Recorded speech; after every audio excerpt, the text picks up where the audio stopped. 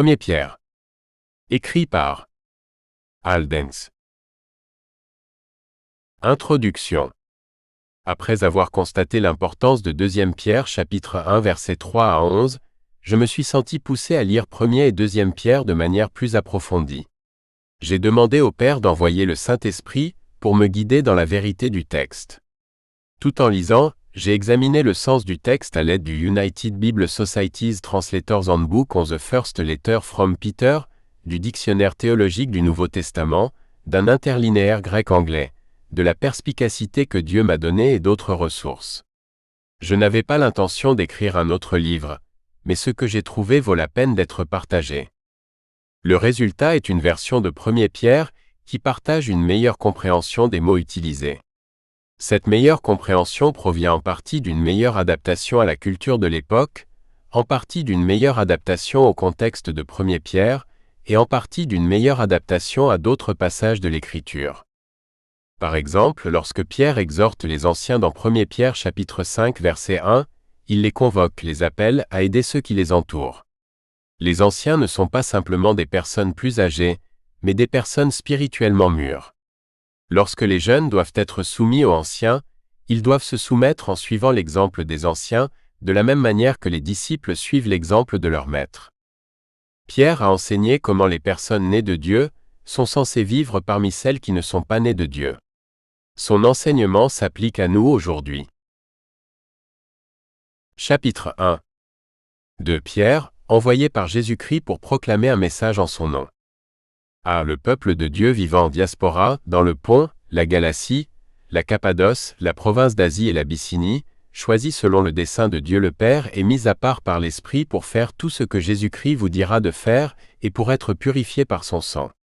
Que toutes les bénédictions et le shalom que Jésus a obtenus en notre nom par son obéissance soient pleinement vôtres. Béni soit Dieu, Père de notre Seigneur Jésus-Christ, qui selon sa grande miséricorde, nous a fait renaître par la résurrection de Jésus-Christ d'entre les morts, pour une espérance sans cesse renouvelée et abondante, pour un héritage sans tache, incorruptible et impérissable qui vous est réservé dans les cieux. Grâce à votre confiance, Dieu vous garde par sa puissance pour vous délivrer de la destruction et vous conduire à sa sécurité qu'il vous révélera au moment voulu. Réjouissez-vous et soyez extrêmement heureux que Dieu vous garde, vous et votre héritage, même si vous devez éprouver un chagrin temporaire dans diverses épreuves. Même l'or périssable est testé et affiné par le feu. Le but des épreuves est que votre confiance, qui a bien plus de valeur que l'or périssable, soit jugée authentique et qu'elle aboutisse à la louange, à la gloire et à l'honneur lors de la révélation de Jésus-Christ. Bien que vous ne l'ayez pas vu, vous l'aimez. Vous ne le voyez pas encore, mais vous lui faites confiance et vous vous réjouissez d'une joie inexprimable et remplie de gloire, lorsque vous recevez le résultat de votre foi, la délivrance de vos âmes de la destruction à sa sécurité. Les prophètes qui ont prophétisé sur cette délivrance que Jésus obtiendrait pour vous, ont cherché avec diligence et examiné soigneusement les preuves à ce sujet. Ils essayaient de déterminer le temps et les circonstances auxquelles l'Esprit du Christ en eux se référait, en prédisant les souffrances du Messie et les choses glorieuses qui allaient suivre. Dieu leur a révélé que le service qu'ils rendaient en parlant de ces choses n'était pas pour leur propre bénéfice, mais pour le vôtre. Et ces mêmes choses vous ont été rapportées par ceux qui ont proclamé la bonne nouvelle par l'intermédiaire du Saint-Esprit envoyé du ciel. Même les anges ont envie de voir ces choses. Comme Dieu vous garde par sa puissance, préparez-vous à discerner ce que Dieu vous dit de faire. Soyez vigilants et attentifs pour écouter et suivre ses directives. Mettez toute votre espérance dans la délivrance qui vous sera apportée lorsque Jésus-Christ sera révélé. En tant qu'enfant obéissant, ne laissez pas les désirs que vous aviez avant de connaître la vérité guider votre vie et façonner votre nature. Au contraire, comme celui qui vous a appelé est saint, soyez saints en tout. Puisqu'il est écrit, vous serez saints car je suis saint. Laissez tout votre être et tout ce que vous désirez, croyez, pensez, dites et faites être guidés et façonnés par Dieu. Aussi, si vous vous adressez au Père, celui qui juge impartialement en fonction de ce que chacun fait pour satisfaire ses désirs, vous devez vivre votre séjour temporaire sur terre dans la crainte. Vous savez que vos ancêtres vous ont transmis un mode de vie corrompu et improductif, et que Dieu vous a délivré des désirs et des croyances corrompues qui produisaient cette vie, non par une chose corruptible comme l'argent ou l'or, mais par le sang précieux du Christ, comme celui d'un agneau sans défaut et sans tache. Dieu l'a choisi avant la fondation du monde, mais il l'a révélé dans les derniers temps, à cause de vous, qui faites fidèlement confiance à Dieu. Dieu l'a ressuscité d'entre les morts et lui a donné la gloire, pouvoir et autorité, afin que vous mettiez votre confiance et votre espérance en Dieu. Maintenant que Dieu vous a délivré de la puissance du péché, et qu'il a purifié votre âme de toute souillure en vous soumettant à la vérité, aimez-vous constamment les uns les autres de tout votre cœur. Vous êtes nés de nouveau, non d'une semence corruptible, mais d'une semence incorruptible par la parole vivante de Dieu qui dure éternellement. En effet, toute l'humanité est comme l'herbe, et toute sa gloire est comme une fleur sauvage. L'herbe se dessèche et la fleur tombe, mais la parole du Seigneur demeure éternellement. Et cette parole, c'est la bonne nouvelle qui vous a été annoncée. Chapitre 2. Après vous être libérés de toute malice, de toute tromperie, de toute hypocrisie, de toute envie et de toute calomnie, comme des enfants nouveau-nés, désirez ardemment le lait spirituel pur, afin de grandir par lui dans la délivrance de la destruction et dans la sécurité de Dieu, si vous avez vraiment fait l'expérience de la bonté du Seigneur à votre égard. Jésus est la pierre de fondation vivante, vivifiante et dynamique. Les hommes le rejettent, mais Dieu l'a choisi comme la plus précieuse. En venant à lui, vous êtes comme des pierres vivantes, construites comme une maison spirituelle pour que Dieu y habite, pour être des prêtres mis à part d'une vie de corruption et guidés par le Saint-Esprit afin d'apporter des contributions spirituelles qui lui soient acceptables grâce à votre union avec Jésus-Christ. Dieu l'a expliqué dans les Écritures. « Voici, j'ai choisi et je pose en Sion une pierre, la pierre angulaire la plus précieuse. Quiconque lui fait fidèlement confiance s'aperçoit qu'il est fiable. » C'est parce qu'on lui fait fidèlement confiance que l'on constate à quel point il est bon. Pour ceux qui choisissent de ne pas lui faire confiance et de ne pas lui être fidèles, il est la pierre angulaire que les bâtisseurs ont rejetée, une pierre sur laquelle les gens trébuchent et un rocher d'offense.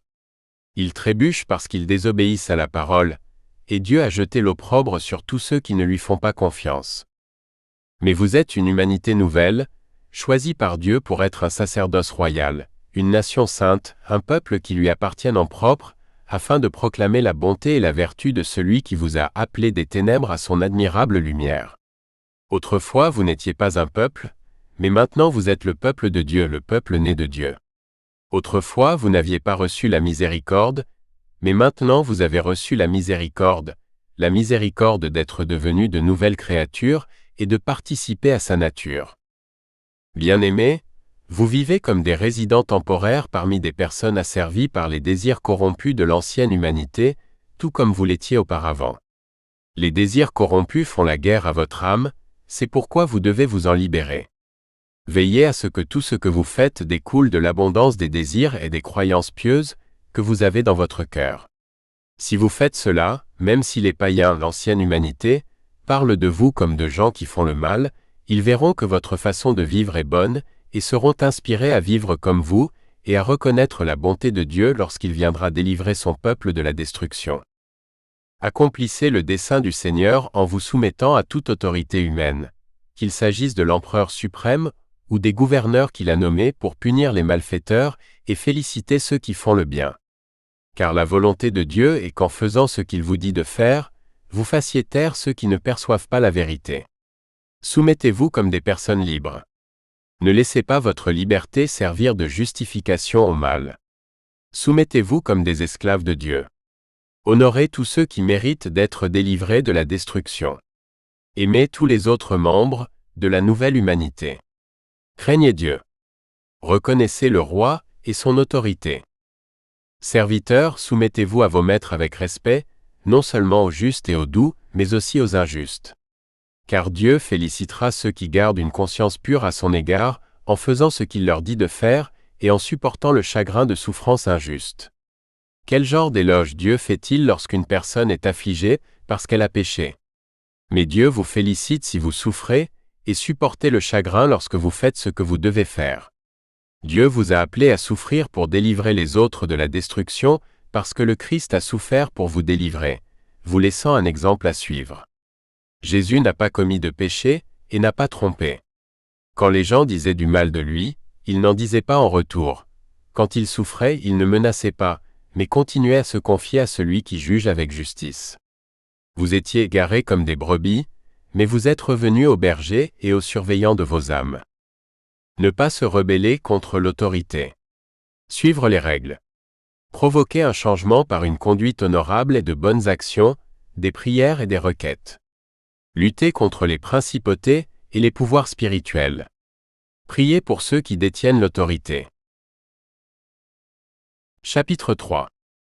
De la même manière, les femmes doivent accomplir le dessein du Seigneur en étant soumises à leur mari. La parole ne persuadera peut-être pas votre mari, mais même si vous ne partagez pas la parole, la conduite respectueuse et pure qui découle de l'abondance des désirs et des croyances pieuses que vous avez dans votre cœur peut le convaincre. N'organisez pas votre vie autour de choses extérieures comme le tressage des cheveux, les bijoux ou les vêtements que vous portez. Organisez votre vie autour de la personne cachée du cœur, avec la beauté incorruptible d'un esprit calme, tranquille et délibéré, qui a une grande valeur aux yeux de Dieu. Les femmes du passé qui se sont séparées des modes de vie inutiles et se sont réfugiées en Dieu, ont aligné leur vie en se soumettant à leur mari de cette manière, comme Sarah a obéi à Abraham en l'appelant Seigneur. Vous êtes ses filles si vous faites ce que Dieu vous dit et si vous ne craignez rien. De même, Marie, vivez avec vos femmes, en comprenant qu'elles sont plus faibles physiquement, en les honorant parce qu'elles recevront avec vous le don de la vie que Jésus a obtenu pour vous. Vivez ainsi pour que vos prières ne soient pas entravées. Enfin, que l'Esprit vous conduise tous à la même compréhension de ce qui est vrai et de ce que vous devez faire. Aimez tous les autres membres de l'humanité nouvelle. Ayez de la peine pour ceux qui souffrent ou souffriront, ayez de la peine et de la compassion. Ne soyez pas sages à vos propres yeux et ne vous fiez pas à votre propre intelligence. Reconnaissez votre besoin d'être guidé par Dieu en toutes choses. Ne rendez pas le mal pour le mal et l'insulte pour l'insulte, mais au contraire bénissez, car Dieu vous a appelé à cela pour que vous obteniez une bénédiction. Car il est écrit, « Si tu veux aimer la vie et voir des jours heureux, garde ta langue du mal et tes lèvres de la tromperie, évite la corruption et fais ce que Dieu te dit de faire, cherche le shalom et poursuis-le. Car le Seigneur garde les justes, et ses oreilles sont ouvertes à leurs prières. Mais le Seigneur s'oppose à ceux qui font le mal. Personne ne peut vous causer un préjudice permanent, si vous faites activement ce que Dieu vous dit de faire. Même si vous souffrez pour avoir fait ce que Dieu approuve, Dieu vous bénira.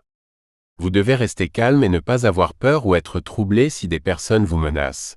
Mais en tant que personne mise à part pour servir Dieu, honorez le Christ en tant que Seigneur. Soyez toujours prêt à présenter calmement, activement, délibérément et respectueusement les preuves que Dieu vous a données à toute personne qui vous demande une raison pour l'espoir que vous avez. Discernez activement si Dieu est satisfait de ce que vous avez fait, afin que, lorsque les gens parlent contre vous, ceux qui accusent votre manière de vivre dans la nouvelle humanité voient que leur manière de vivre est corrompue. En effet, si Dieu veut que vous souffriez, il vaut mieux souffrir pour avoir fait ce qui lui plaît que pour avoir fait ce qui lui déplaît. Jésus aussi a souffert. Il était juste, et il a souffert la mort pour pardonner et purifier les péchés des injustes, afin de nous amener à Dieu. Jésus a été mis à mort dans la chair, ancienne humanité, mais il a été rendu vivant dans l'esprit, nouvelle humanité. C'est en esprit, en tant que premier membre de la nouvelle humanité, qu'il est allé annoncer aux esprits emprisonnés. Ces esprits n'ont pas obéi lorsque Dieu a patiemment attendu que Noé prépare l'arche, dans laquelle Dieu a fait passer 8 âmes saines et sauves à travers l'eau, par la destruction des désobéissants par le déluge. Le baptême correspond à la mise à mort de notre chair, la nature de l'ancienne humanité, et au fait que Dieu nous fait vivre dans l'esprit, la nouvelle humanité. Le baptême n'est pas seulement l'élimination des souillures de la chair, la nature de l'ancienne humanité. Par le baptême, nous nous engageons à vivre avec une bonne conscience envers Dieu. Lorsque nous tenons fidèlement notre promesse, Dieu nous fait vivre dans l'esprit, nouvelle humanité, créée par la résurrection de Jésus-Christ. Jésus est allé au ciel et est à la droite de Dieu. Dieu lui a soumis les anges, les autorités et les puissances. Chapitre 4. Puisque Jésus a souffert dans la chair pour amener les autres à Dieu, armez-vous de la même façon de penser, car quiconque a souffert dans la chair a cessé du péché, pour vivre le reste du temps dans la chair, vos corps mortels, non plus pour satisfaire les désirs humains, mais pour faire la volonté de Dieu. Ne vivez plus selon les désirs des païens, qui vivent dans la débauche, dans la cupidité, dans les excès du vin, dans les festins, dans les banquets, dans les idolâtries illicites. Les païens, la vieille humanité, trouvent étrange que vous ne vous joigniez pas à eux dans les mêmes excès de leur vie effrénée, et c'est pourquoi ils refusent d'admettre que votre façon de vivre est bonne et vous calomnient. Mais ils rendront compte à celui qui, bientôt, jugera les vivants et les morts. C'est pourquoi l'Évangile a été annoncé même à ceux qui sont morts, afin qu'ils soient jugés selon la chair, vieille humanité, mais qu'ils vivent selon l'esprit, nouvelle humanité, conformément à Dieu. La fin de toute chose, lorsque Dieu détruira la vieille humanité, est proche. Laissez-vous donc guider par le Saint-Esprit et contrôler par les paroles de Dieu dans votre cœur. Soyez calmement, activement et délibérément attentifs. Sachez distinguer la vérité de l'erreur et ce que vous devez faire. Priez sans cesse. Aimez-vous constamment les uns les autres de tout votre cœur, car l'amour vous permet de pardonner à ceux qui ont péché. Soyez accueillants les uns envers les autres. Comme chacun a reçu un don de Dieu, utilisez-le pour vous servir les uns les autres comme de bons intendants de la grâce variée de Dieu. Quiconque parle doit parler comme quelqu'un qui prononce les paroles de Dieu. Celui qui sert doit servir comme quelqu'un qui sert avec la force que Dieu lui donne. Faites tout cela pour glorifier Dieu en tout par Jésus-Christ. À lui appartiennent la gloire et la domination pour l'éternité. Amen. Bien-aimés, ne soyez pas ébranlés et ne trouvez pas étrange que l'adversité vienne vous éprouver. Au contraire, réjouissez-vous d'éprouver la souffrance comme Jésus l'a fait, afin de vous réjouir et d'être dans l'allégresse lorsque sa gloire sera révélée. Si l'on dit du mal de vous parce que vous suivez le Christ, vous êtes bénis parce que l'Esprit de Dieu repose sur vous. Si vous souffrez, qu'aucun d'entre vous ne souffre comme meurtrier, voleur, perturbateur ou personne qui essaie de forcer les autres à faire ce qu'ils pensent devoir faire. Comme quelqu'un qui met sa cuillère dans la soupe d'autrui. Car il est temps que le jugement commence par le peuple de Dieu, l'humanité nouvelle. Et si Dieu commence par nous, quelle sera l'issue pour ceux qui n'obéissent pas à la bonne nouvelle de Dieu? Si le droiture, nouvelle humanité, est sauvé difficilement, qu'en sera-t-il de l'impie et du pécheur, vieille humanité? Que ceux qui souffrent selon la volonté de Dieu fassent donc le bien, et confient leur âme à un Créateur fidèle. Chapitre 5. En tant qu'ancien, une personne spirituellement mûre qui, en suivant l'Esprit Saint avec un cœur rempli des paroles de Dieu, discerne et contrôle ses paroles et ses actions, est témoin des souffrances du Christ, ainsi que participant à la gloire que Dieu révélera, j'appelle les anciens parmi vous à suivre les conseils de Dieu pour donner aux personnes parmi vous tout ce dont elles ont besoin pour grandir et mûrir spirituellement. Ne le faites pas par soumission à un ordre, mais parce que faire la volonté de Dieu vous apporte de la joie. Ne le faites pas pour recevoir quelque chose en retour, mais parce que vous voulez aider. N'exercez pas de pouvoir ou d'autorité sur ceux que Dieu vous a appelés à aider pour les forcer à faire ce qu'ils devraient faire. Au contraire, guidez-les par l'exemple. Suivez Dieu comme les autres devraient le faire, et ajoutez des attributs spirituels pieux comme les autres devraient le faire. Si vous faites ces choses de cette manière, lorsque le chef des bergers, Jésus, apparaîtra, vous recevrez la couronne de gloire qu'il donne à ceux qui vainquent. De même, vous qui n'êtes pas encore mûrs spirituellement, suivez l'exemple de ceux qui le sont, les anciens. Tous, armez-vous d'humilité les uns envers les autres, ne vous fiez pas à votre intelligence dans vos relations avec les autres, car Dieu rejette les orgueilleux et fait grâce aux humbles. La vérité selon laquelle nous dépendons de Dieu pour révéler la vérité, et ce que nous devons faire, c'est l'humilité. La tromperie selon laquelle nous pouvons percevoir la vérité, et ce que nous devons faire sans que Dieu nous la révèle, c'est l'orgueil. Dieu révèle aux humbles et cache aux orgueilleux. Humiliez-vous donc sous la puissante main de Dieu, afin qu'il vous fasse progresser au moment voulu. Ne vous inquiétez de rien, car Dieu prend soin de vous. Faites confiance au Seigneur de tout votre cœur, et ne vous fiez pas à votre intelligence. Lorsque vous reconnaissez Dieu dans tout ce que vous faites, il vous montrera ce que vous devez faire. Proverbes chapitre 3 versets 5 et 6. Concentrez-vous sur le présent, soyez prudents et attentifs. Votre adversaire Satan rôde comme un lion rugissant, cherchant quelqu'un à détruire. Résistez à Satan avec une foi inébranlable, sachant que tous les autres disciples connaissent les mêmes souffrances. Après avoir souffert un peu, le Dieu de toute grâce qui vous a appelé à sa gloire éternelle en tant que personne née de l'Esprit, vous rendra spirituellement mûr et complet, et vous équipera de fermeté et de persévérance. Voir Jacques chapitre 1 versets 2 à 4. À lui la domination pour les siècles des siècles. Amen. Résumé. Pierre nous a donné un plan de bataille pour lutter contre les puissances spirituelles, afin de sauver les personnes qui ne sont pas nées de Dieu. Le thème principal de l'enseignement de Pierre est bien énoncé au chapitre 3, verset 4. Organisez votre vie autour de la personne cachée du cœur avec la beauté incorruptible d'un esprit calme, tranquille et délibéré, qui est très précieux pour Dieu. Pierre ordonne à ceux qui sont nés de Dieu de faire tout ce qui vient d'une nature pieuse qui vient du fait de remplir nos cœurs avec les paroles de Dieu, et de suivre le Saint-Esprit. Nous devons nous débarrasser et éviter d'avoir une nature corrompue, en particulier celle de la rébellion et de la rétribution. Le plan de Dieu est que les personnes qui ne sont pas nées de lui voient le mode de vie qui découle de sa nature en nous, voient que leur mode de vie est corrompu et soient inspirés à participer à la nature de Dieu comme nous le sommes. C'est la fin du livre.